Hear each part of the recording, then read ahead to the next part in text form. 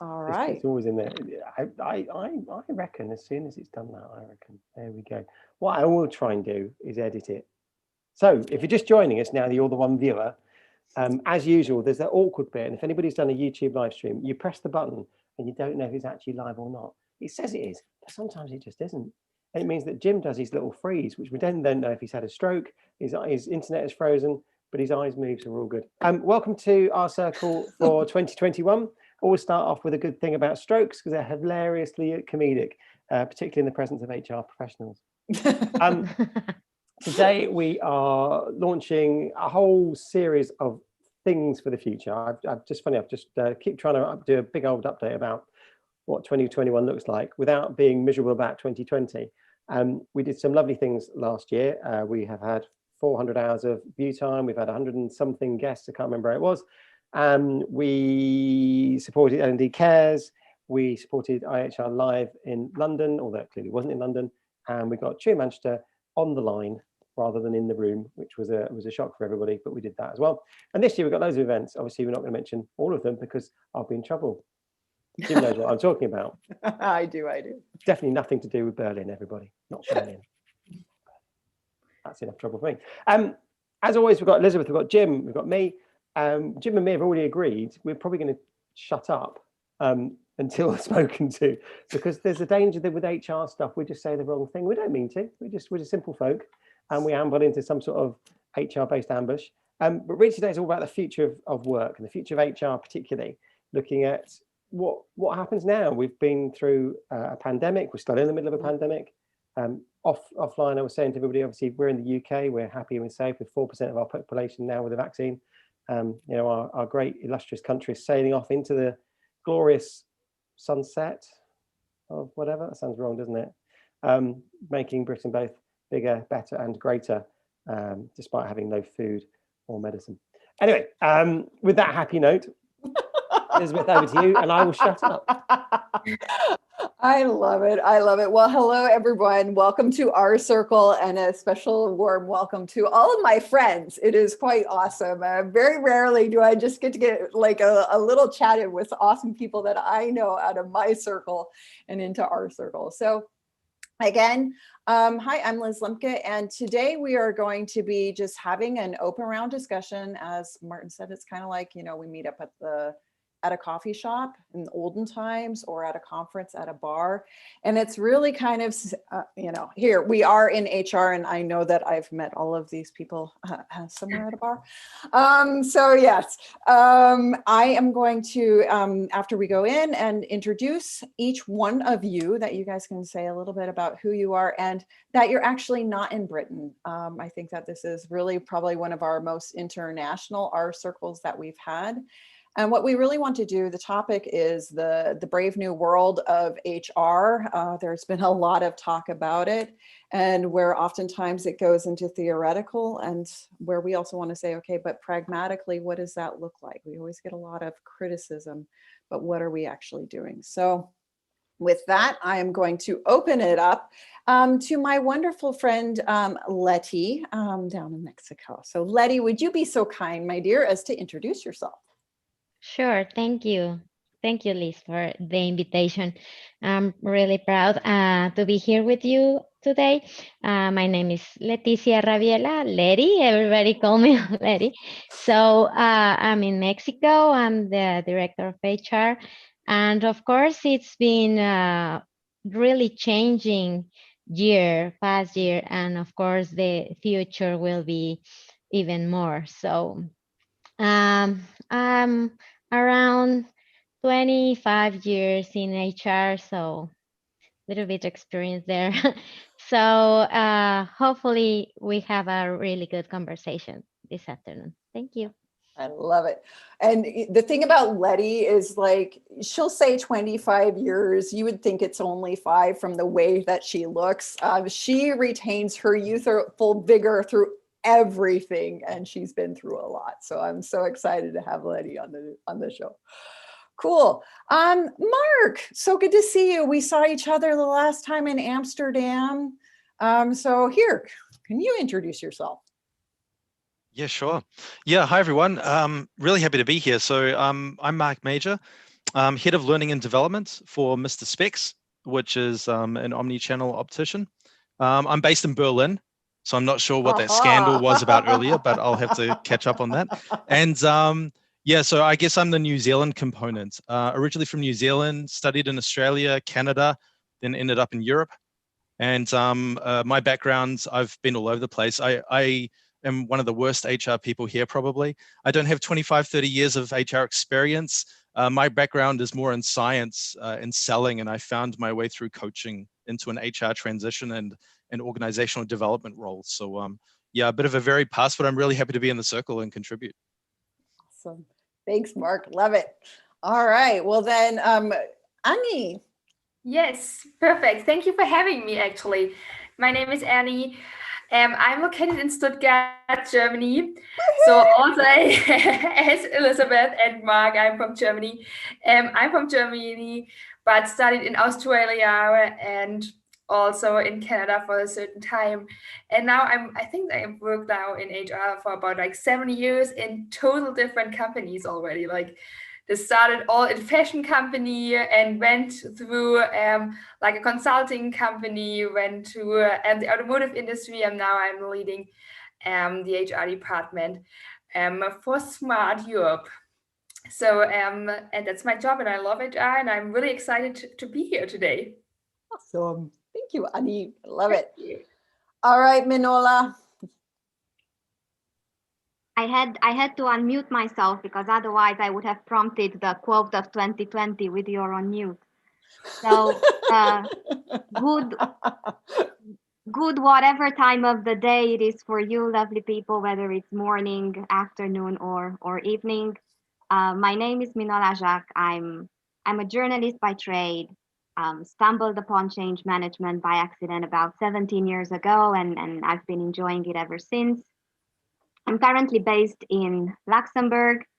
I'm originally from Romania. I'm half Romanian, half Hungarian. I lived around Europe, the US, a little bit in Oman. And I've been working as a change manager primarily, either within or very close with HR teams as one of the key stakeholders in large-scale transformations. And very, very happy to be here. Thank you for having me. Awesome. Thank you, Minola. And then finally, but certainly not lastly, my friend Alan. Woohoo! Thanks, Liz. Thanks so much for having me. It's nice to meet everybody for the first time, many of you. And my name's Alan. I'm Chief Operating Officer for Grasp HR. We're a mentoring platform that helps redefine mentoring in large enterprise organizations. I'll be happy to share some stories about that a little bit later. And I've been working in the L&D HR tech space for about 15 years. I'm American, originally from Minnesota. I grew up in Minnesota. I'm living just outside of Barcelona, and I'm also French. And I'm a husband as well with 2.5 boys. I have to say that because we have another boy coming soon. And the other 2 might storm in on this chat at some stage. Maybe not if we're lucky, or maybe if we're lucky, you might enjoy seeing my boys stumble in. So. Well, it's future of HR. We have to make sure that we're good with the succession planning. So as early as we can get them. Yeah. That was our long-term thinking, right? That was our long-term thinking. Yeah. I love it. I love it. So my one request is that everyone goes off of mute and goes on to full that it's a conversation. So as we're going to be talking, chime in. You guys know me all very well. I thrive on different opinions and listening, and that we get to know what are we thinking.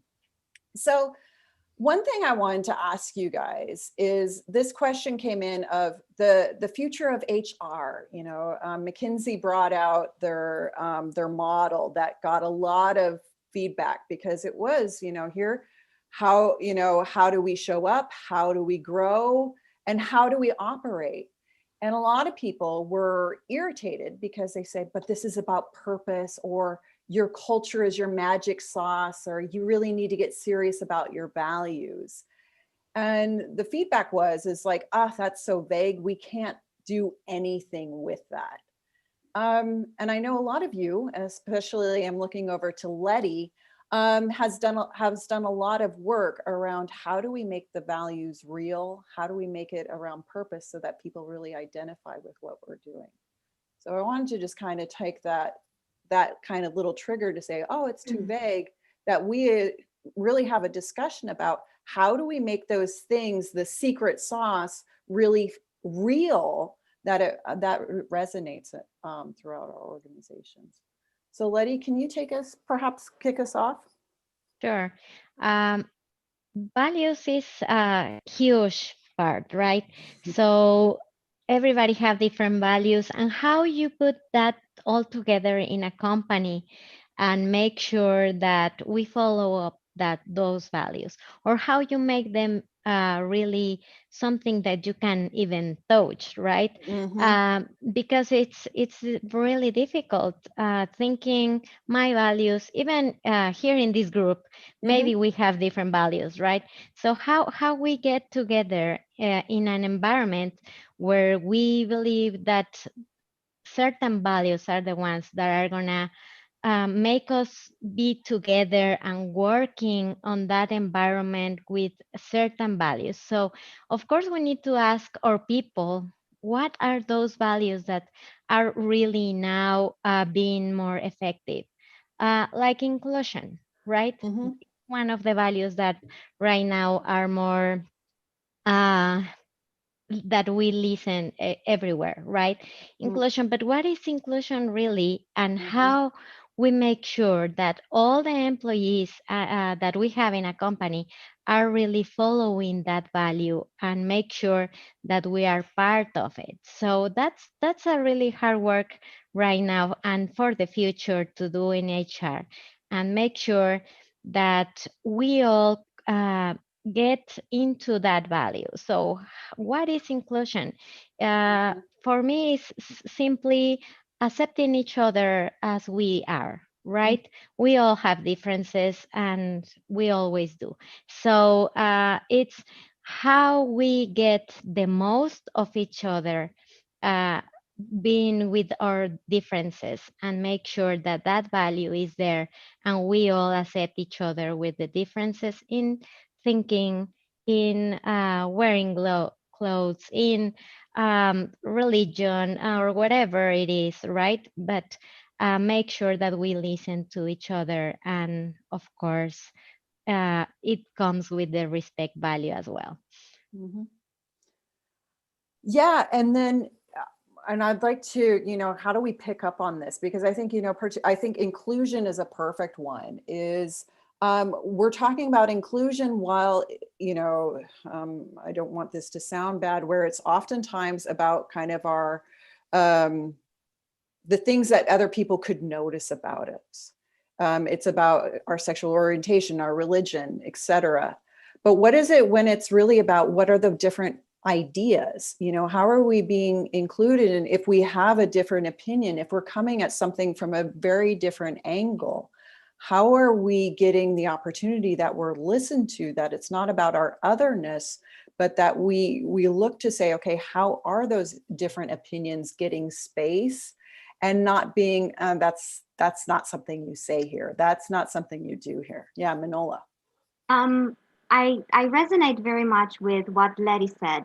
And ever since I started thinking about this conversation, there was something that kept popping up in my mind as an underlying theme.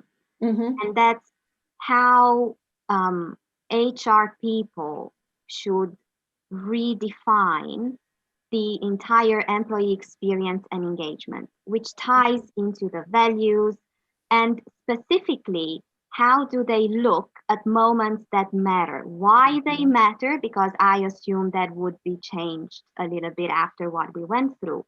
And how do those moments that matter actually take place?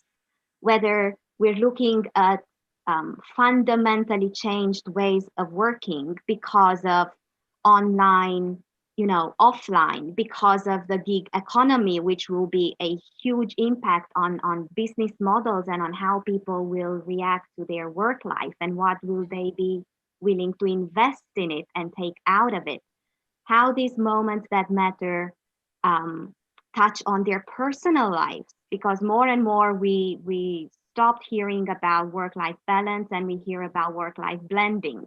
So that's one thing that we need to Right. take into consideration. And Mhm. regarding how to make things concrete, Mhm.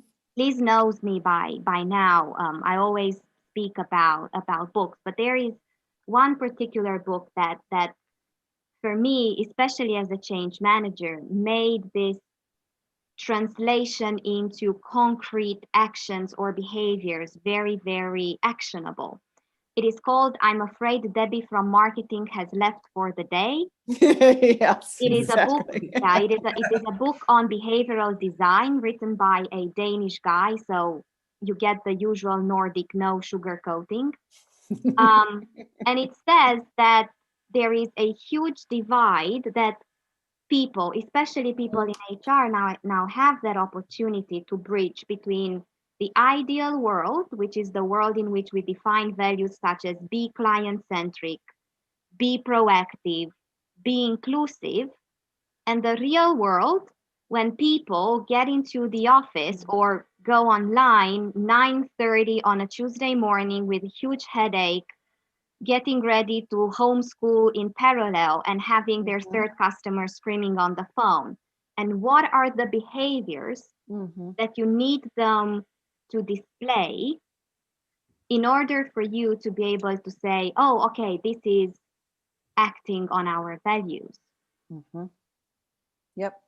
And it's taking that piece, and I'd love that you spoke to that, Minola, because it's like, how do we take something that's oftentimes on the posters of when you come into the building or on all of our presentations and say, how do these really show up in the moments that matter, when we have these other things, when we are stressed? We're humans. How are we, looking at that aspect that it's really around how we show up when in times of stress, when things are going great, when we're not furloughing, when we're not getting sick, when all of those different stressors around, then it looks really pretty and we can talk to that. But it's really that piece of when does it really matter is when it's tight, when those strains are happening and what's going on.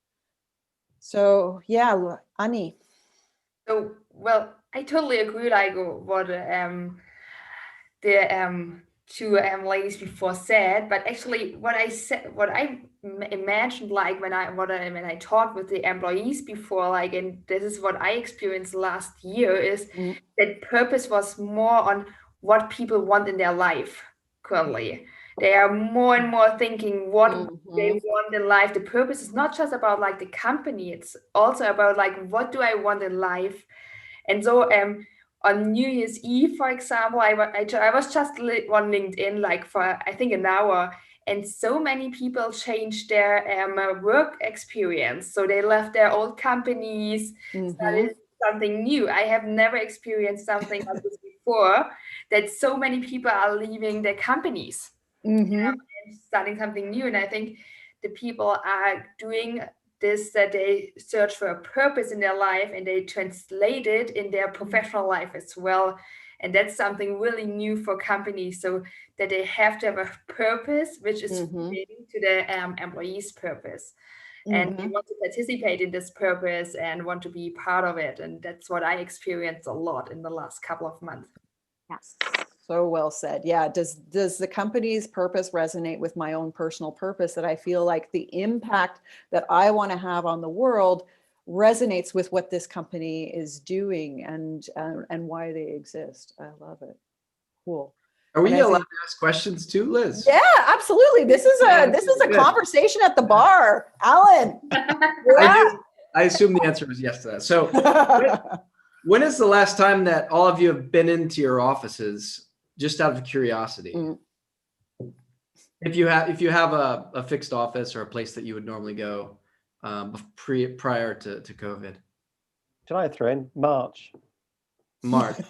So yeah, I was in my office in March for the last time. Say hello if anybody's watching.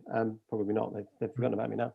And in the client office also in March as well. 17th of March in the client office was the last time I was in physically someone else's office. St. Patrick's Day. Yeah, it was. It wasn't good though. No fun. But, so the week. So yeah, just the week before we locked down. So that was the last time. It was March. not been back. I've not missed it. That's not true. I've missed biscuits. Yeah. I would say today, but that's a special answer because I left corporate world back in mid 2019. I've been working as a freelancer since then from home. So I am actually on the work sofa at the moment, which also so happens is the home sofa. Hey, that's great. Even my sofa has multiple personalities. So yes, today. Yeah, different story for me. December was the last time I was at the plant because it since it's manufacturing, the life is Yep. different. But yeah, I was yesterday, actually, in the yeah. All right, Mark. catch up.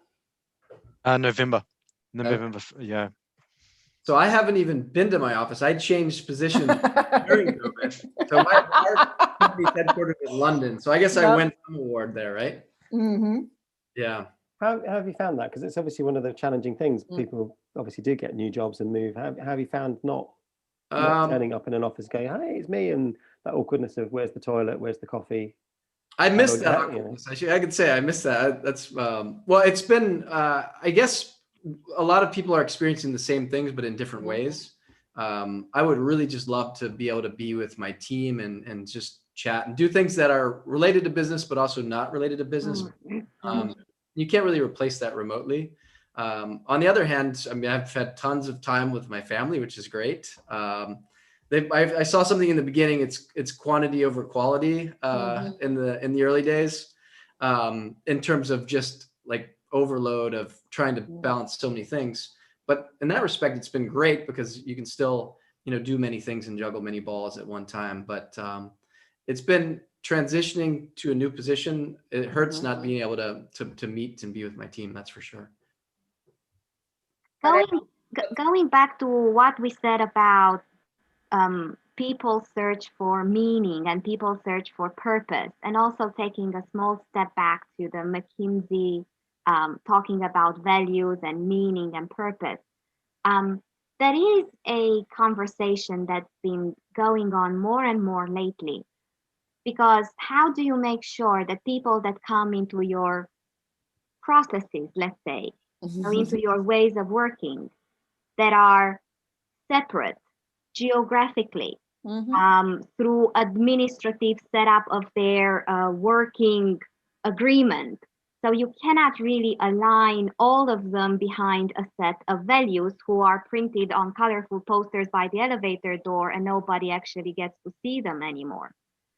And the common denominator is to have a purpose to which each of them know how they can contribute to, and they can step up into their own role and use their own voice and use their own set of capabilities.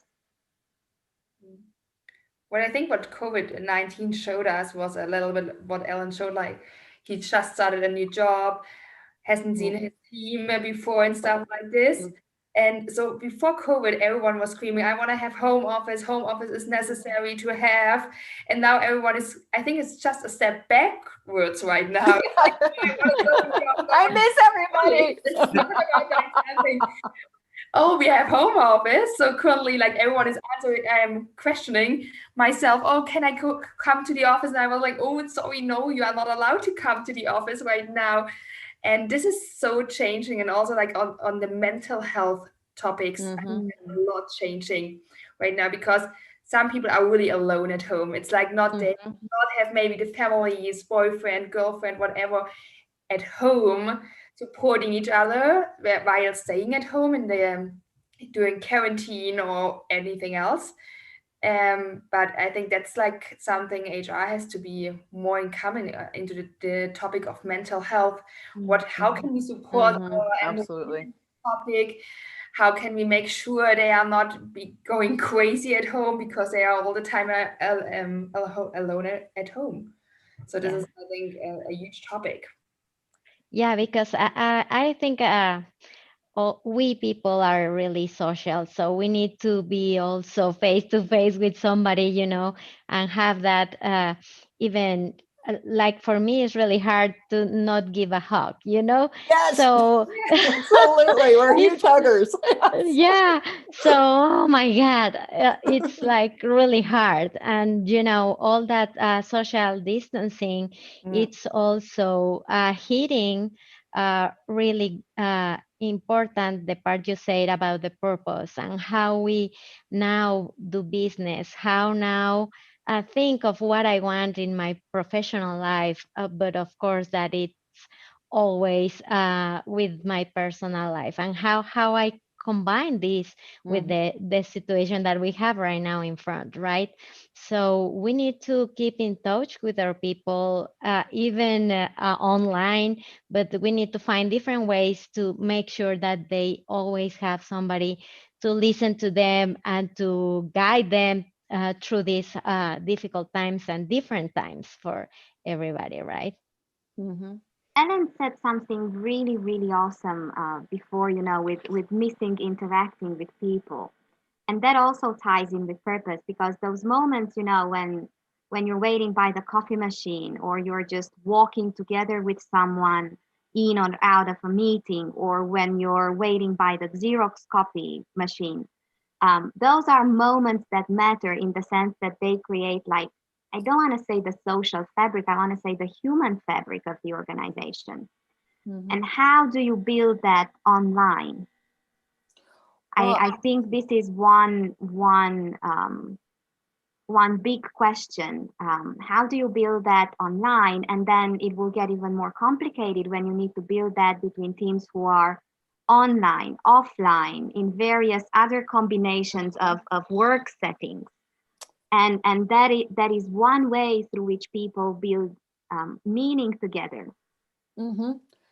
It's so important. And I think if I think about what my customers are asking is exactly like, here I'm onboarding a new leader, or Mhm. how do I get team cohesion? Because we are so used to it. Here I was happy because one of the things that I hated about becoming a freelancer was being at home all the time and missing my colleagues and friends and like having people to talk to. Like Letty said, we're pretty social. It's like why we're in HR. Yeah, It's actually a win. that's um, right. so, and then how do you find a way? Because, here we have different personalities. Some people want that dance party on Fridays. Other people are like, are you kidding me? That's the worst thing you could torture me with. So, how are we creating that sense of team where it's really beyond just kind of the coordinating work packages to say, how are we, also understanding each other as people that we can, back to Annie's point, to say, okay, how are we feeling with one another, and that we're working remotely during a pandemic. That's very different than working remotely. This is that piece. There's a lot of emotional strain, social Mhm. strains, etc. Also kind of worrying about, our own viability as, do we have a job, etc. So what are you guys doing? Perhaps, maybe Marc, I'll turn it over to you. Just to kind of trigger us on this is, what are you guys doing to foster real team cohesion rather than just kind of coordinating work packages in this strange kind of situation? I think, there's nothing like a pandemic to show your organizational health and where you are with your culture. I think, something that surprised me is it enhanced maybe or exacerbated the effect that the culture was already having. So what I mean by that concretely is, with companies that were already finding ways, not artificial ways, but had cross silo integration. There was a lot of communication. There was good networking. The crisis hit, and that was already in place. You didn't need to plan workshops for the next 3 months to develop that. And then at the other end of the spectrum, the companies that didn't have that in place at all, they just really struggled. And I think you see that, you see a divergence. So to get back to your question, what were we doing concretely? I think the advantage, the benefit was that we had our culture in place for that. It was already a priority. And, before the pandemic hit, it didn't exactly make sense. There wasn't a need to have that in place, but you just felt it was right It was the right thing to do. The humanistic approach, the people factors were important, and this will pay off. And you saw small signals of that, people function, getting a little bit more data influence. You saw the signs of that, but, it wasn't really paying off. And then when the pandemic hit, we had those mechanisms in place. So concretely, what we were doing is just focusing on, I heard mental health referred to earlier. We were doing check-ins with people and really just setting up mechanisms where the pulse check was not only about, how do you feel about us as an organization, but how are you feeling? Like just checking in with people, really. Are you okay? People starting off conversations, just checking in with asking questions of each other, like, how are you doing? Like, are you, how are the stress? Like, are you coping okay? Like those rituals to check in, but in all honesty, they were already happening. We just doubled down on them. So I think it affected different companies differently, but we were just lucky. Oh, great point. Love it. Others? Yeah, I think we're really into the health part as well. So we did several conferences or information that may help people go through this part that it's different for them, because we always have those conferences via online, but now it's more common, right? So since little things like ergonomics, how you put your office in your house, also the health part, hey, it's good if you walk around your house or do different things. But I think we need to think out of the box, and even we are living that, so that help us exactly, that help us to find out what people may feel or may think, and how we can help them to be healthy, not only on the mind side, but also, how they are managing their day-to-day work and life, with the kids on the other room, with the dog, the friend, whatever it is, right? But how you manage all that. And that's something that we can help our people to go through these different moments. Yeah, well, I think that's what also COVID-19 shows. You have to be as much as flexible as a company as you can. It's a true social and adaptive and personal. Just go forward with like words. It has to be like as flexible as you can and support your employees there. And I think that's like when employees are satisfaction comes in as well, if they see that the employee is supporting them, especially if there are kids at home, for example, and you are saying, okay, you can shift your working times, work whenever you can, whether you can talk with your husband when he's working or your wife at home or whatever it is, like the partner. But actually, this is, I think, something which is really satisfying also for the employees then. And then is when the health is also coming into, when they see, oh, I have the flexibility. When they are really relaxed about like, how can I work? How can I support my family on the one hand, and also being really supportive for the company on the other hand. Because what COVID shows us is nothing is predictable anymore. And life is just a roller coaster as well as the company life. And it's not like something, a straight line. You have to go maybe sometimes a side step. And this is what I think what HR especially can do. Support your employees as much as possible in their needs they have right now, especially with kids, maybe family members who are not living at home anymore, like older ones, taking everything in consideration, which you never have taken maybe before, because like we have our rules, and now it's changing. So do you think really with the key lessons of last year and the new world of HR, that flexibility is one of the key things? I mean, there's no rule book, there's no policy book last year for you, everyone coming to you and going, oh, do we have a policy for this? You're like, So do you think that flexibility element is something that, taking forward for that that needs to be embedded in the HR to have that flexibility to look at home working, different policies. And I mean, this year's going to throw even more up, really. Mm-hmm. There are three things that I've seen developing throughout 2020, and one particularly made my heart very happy, but I will take them in crescendo. So the first is that if you look at the training offering to employees, there was a very worthy to celebrate change in ratio between very hard technical skills and having trainings on resilience or mental health or awareness or empathy and listening, leading with compassion. So those words that were borderline taboo in the business world, they got normalized and they got filled with life. That is one. The second is more and more people started to really look at interaction over just action and reaction. So how do we interact with each other and how do we communicate?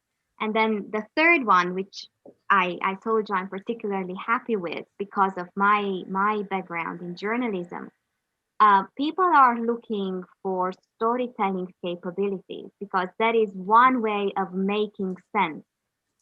Whether they are looking into storytelling for customers, how they navigated through what has been going on, whether they are looking at storytelling for recruitment, both as recruiters and as candidates. How do you put subtitles to your candidates' stories that you hear in interviews, and I hope that this newfound respect and interest in storytelling is here to stay, because that is a powerful tool which HR can drive the development of throughout the company, for people to make collective sense of what is going on. And also, speaking about mental health, I see a lot of rise in coaching, but not just business coaching, also life coaching and combined life and work coaching. Because as I keep telling people that I work with, but including friends, the most important stories are those that we tell ourselves. And how do we align our own stories with the company's stories? We've all been on a journey, haven't we? But we've all been on different journeys, and everyone's had different challenges. Yep. And if you can replicate those challenges and appreciate other people's challenges and journeys and share that back in a story, people can buy into it, understand it, respect it, and own it a little bit more as well. Massively, it's perfect. Yeah, diversity and inclusion, is not just about the visible things, but it's about diversity of meaning and diversity of our truths, which are equally valid depending on our own journeys, and I do say that diversity is natural, but inclusion is intentional. Yep, very Definitely, true. yeah. Well, and I think, and I'd be interested here because, this piece around narratives and what are those intentions? And I think, here as we talk about what is the flexibility of HR, there was a really interesting article, I think it came out like last month, it's from Boston Consulting Group, how the pandemic has really released like value added work. That productivity has actually gone up, way up.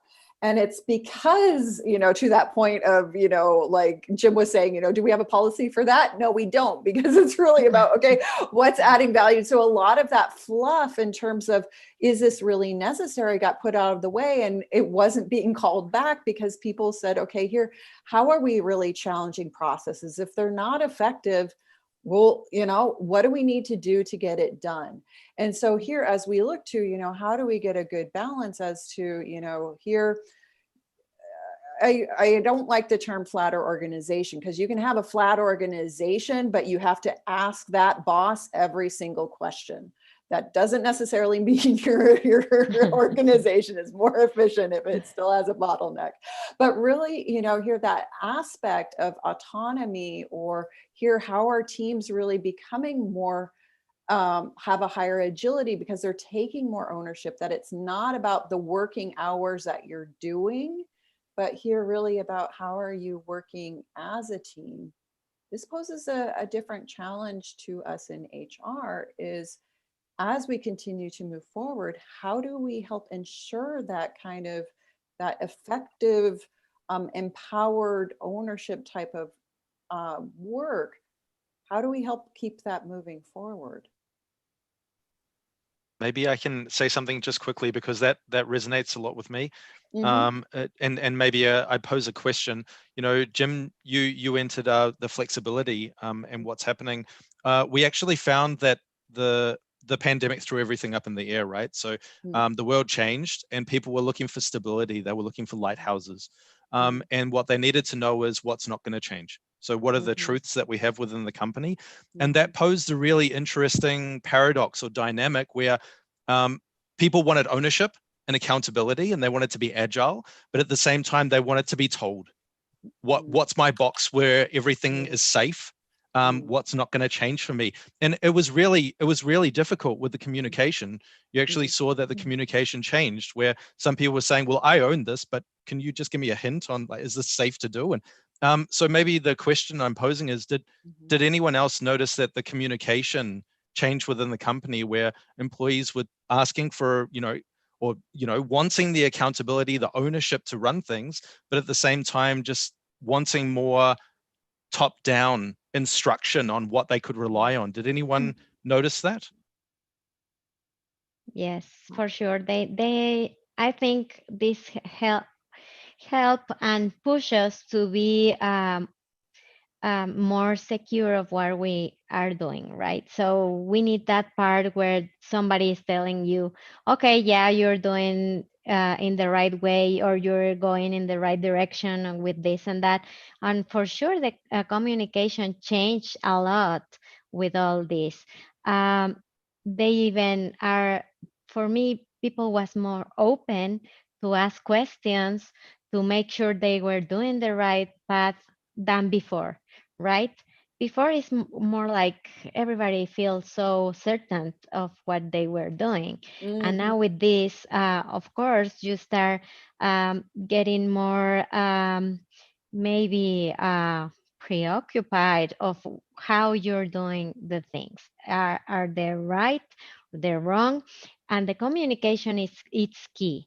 So of course we have all online communication, and as you said before, Marc, it's really important to ask people how they feel, how they are doing the things, if they feel they're going in the right path. But for people, it's really important now that somebody is supporting them and letting know that they are doing the right work or in the right path to grow, to develop themselves and their teams, because also leadership is key on those moments too.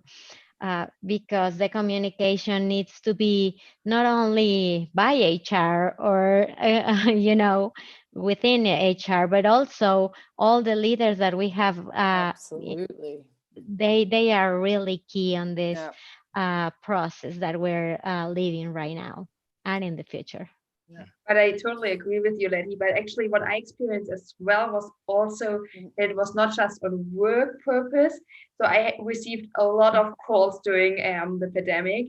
It's just like the people wants to know, like, really something easily. They can answer this by themselves. It's just like about like typical normal questions, not about work related. It's more about like that I experienced. I thought like sometimes they do not know anything else anymore. They like just like yes. I need the security, and so I ask everything. Yeah. So and that's what I experienced, and as well as you said also, like, and this is maybe coming also back to Lizzie's questions about like communication also with leaderships, is that the leader was not always present during this time. That's what I experienced, because if you are at home as the leader of the team, you just have like one phone. Not be available for everyone every time. So they are not reachable anytime, and so the people could make or have to make decisions, sometimes by their own. And also because the leaders also had like the challenge at home because of kids and stuff like this, they had a different mind shift. What I experienced, totally different. They experienced the same what their employees experienced. And so it was not just, oh, you have to be available 24/7. It was more like, oh yeah, well, I have to be with my kids now, have to be visit them. Can we have a talk in like 2 hours or something like this? And I think this is what's really changing with Corona and COVID. So that the leaders had a real mindset shift. Liz, I think maybe you shared it, but there was an article comparing the leadership skills required for remote teams versus non-remote teams. So that's really interesting. I don't remember exactly where it came from, but it kind of demonstrates what leaders need to do in the context of a remote team. And it's quite fascinating. And what I find to be interesting is those leaders that were strong in an environment where they were not a remote team are all of a sudden in a position where they need to be remote for a while. It really changes, it really shakes up the system. It's quite a challenge to pivot and adjust and to operate in that new environment, right? Absolutely. So Trello gave out a lot of really great workbooks for free. And really around that aspect of how are you engaging, how are you looking, and that, I mean, goodness gracious, how many leadership trainings have we done where it's like, stop trying to manage your people via their hours. That's their physical presence, has nothing to do with their output or their productivity. I mean, if COVID brought us anything, I mean, it's exactly that point that leaders had to understand, trust, intention, leading with principles, or we hire in intelligent adults. They can organize a vacation. Somehow should be able to organize, and that we really do trust them, that we're not micromanaging just because, to your point, Annie, we only have one phone. They could not function the way that they did in the office, where they could perhaps constantly overlook. So it was that aspect of how are we learning to really take ownership, because we can't ask all the time, and at the same time saying, hey, these things need to get done. How are we collaborating and perhaps going at it differently as the team, and not saying, okay, hey boss, I'm having a conflict, can you please clarify this for me? Or that kind of omnipotent father figure leader really got put into challenge to say, hey, here we are, we're all adults struggling, juggling, and having a hard time of it, and okay, what do we need to do to get this done? That's an awesome comment.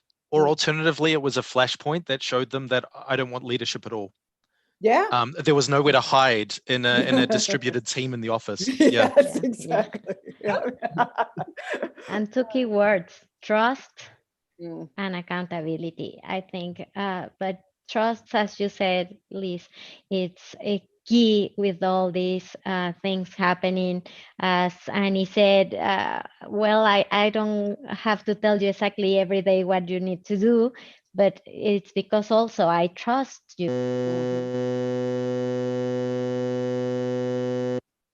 So it's key, the trust. Yeah.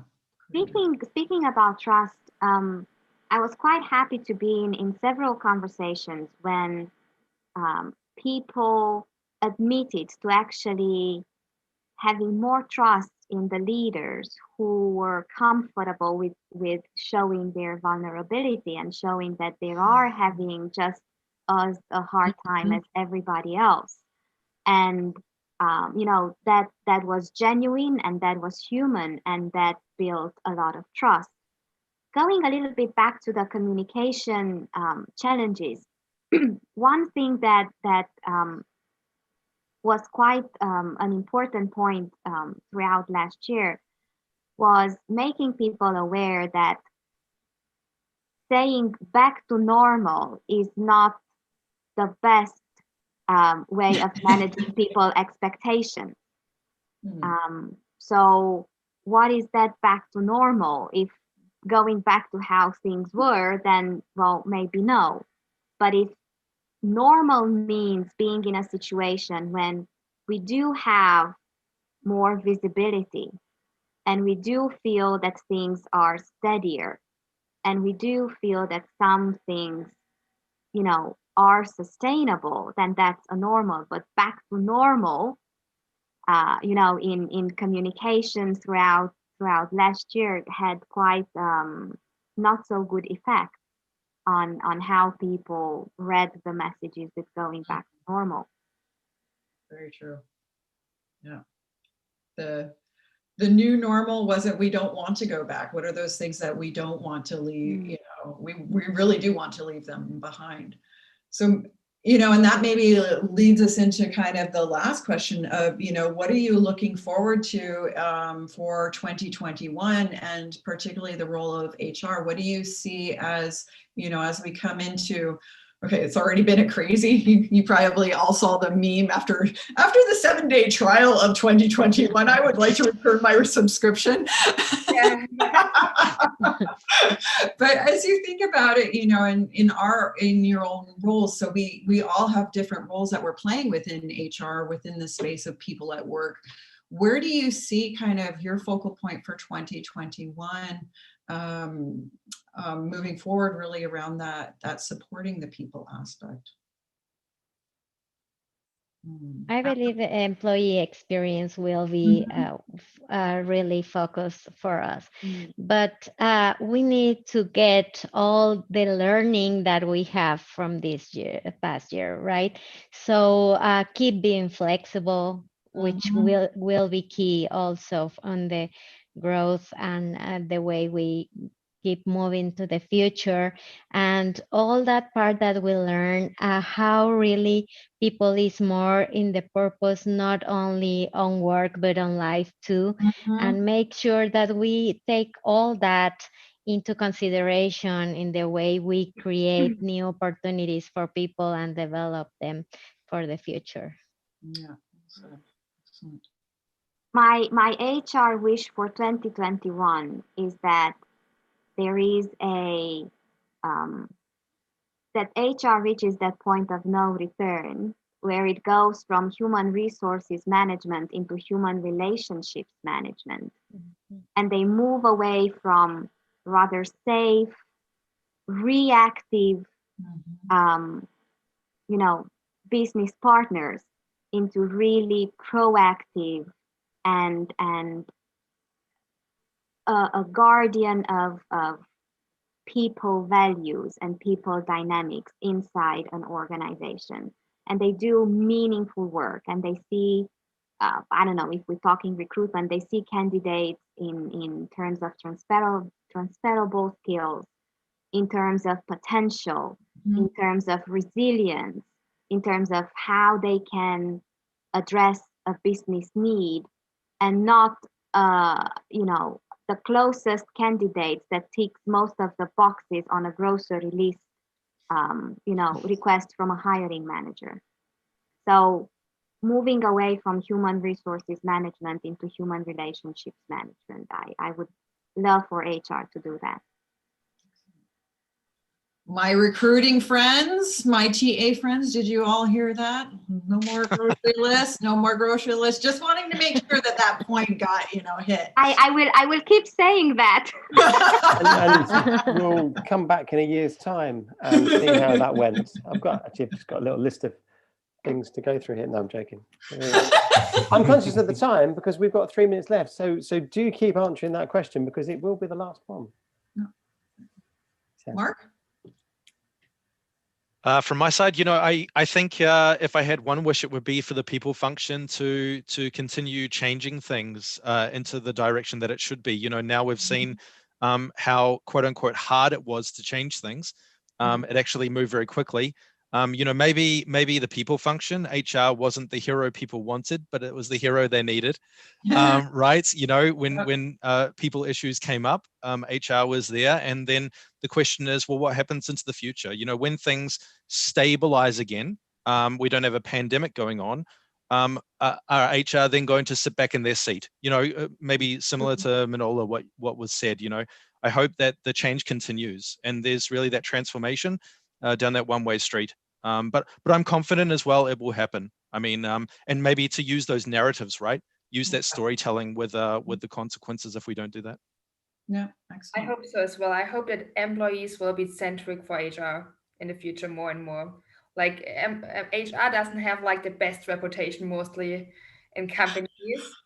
Actually, that's what we have to find, and I hope we can And change. this is why we're changing it with RCIRCLE and you all being gone.